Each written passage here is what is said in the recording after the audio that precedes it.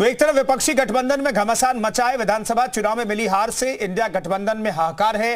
हार से उबरने के उपाय खोजे जा रहे हैं। वहीं बीजेपी 2024 की रणनीति को धार देने में भी जुटी हुई है।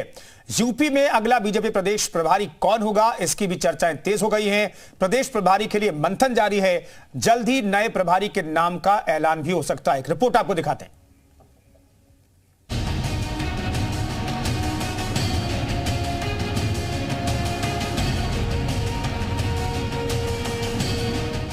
उत्तर प्रदेश की सभी 80 लोकसभा सीटों पर जीतने के लिए बीजेपी पूरी तरह से तैयार है। दिसंबर के महीने में सभी चुनाव संचालन समितियों के प्रभारी और संयोजक नियुक्त कर दिए जाएंगे। इसके अलावा यूपी के नए प्रभारी के नाम का ऐलान भी इस महीने आखिर में हो सकता है। बता दें कि राधा मोहन सिंह का कार्यकाल भी पूरा हो चुका है। कह सकते हैं कि यूपी बीजेपी को जल्द नया प्रभारी मिल सकता है। अनुराग ठाकुर समेत कई दिग्गज नेता इस दौड़ में शामिल हैं। बीजेपी इसी महीने के आखिर तक यूपी के नए प्रभारी की भी नियुक्ति कर सकती है।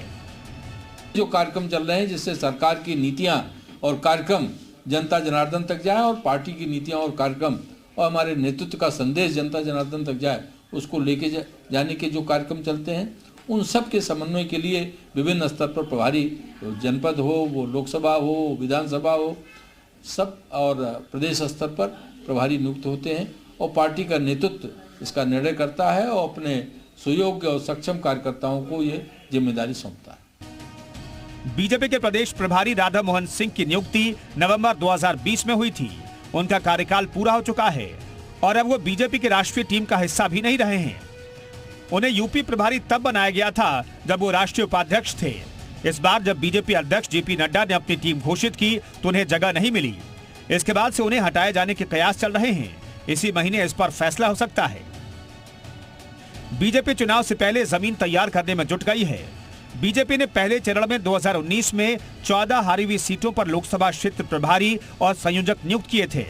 इसके बाद सभी 80 सीटों पर प्रभारी और संयोजक तय किए गए। इसी महीने इन सभी लोकसभा क्षेत्रों में चुनाव संचालन समिति बना दी जाएगी। इसी महीने विधानसभा क्षेत्र स्तर पर भी प्रभारी और संयोजक नियुक्त किए जाएंगे। फिर विधानसभा क्षेत्रों में चुनाव संचालन समितियां बनाई जाएंगी। बीजेपी सूत्रों का कहना है कि ये सभी इसी महीने नियुक्त कर दिए जाएंगे। इसके लिए सभी लोकसभा क्षेत्रों से नाम मांगे गए हैं। ये समितियां लोकसभा चुनाव की बूथ स्तर तक की तैयारी पर नजर रखेंगी। ब्यूरो रिपोर्ट, जी मीडिया।